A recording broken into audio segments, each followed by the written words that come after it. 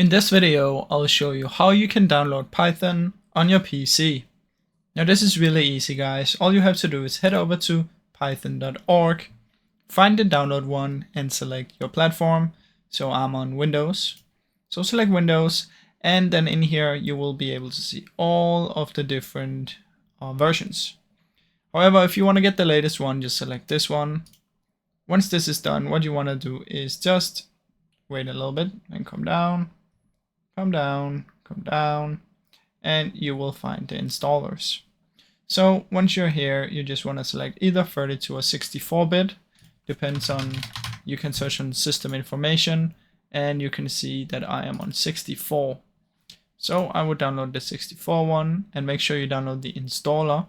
So click on it, it will arrive up here. And then all you have to do is simply run this one because it's an installer. So all you have to do is run it and then just press next, next, next, and it's gonna install itself on your PC. Now that's basically how it works, guys. Now I really hope you enjoyed this short video. If you did, please leave a like and subscribe, as it helps me out a ton. Thank you so much for watching.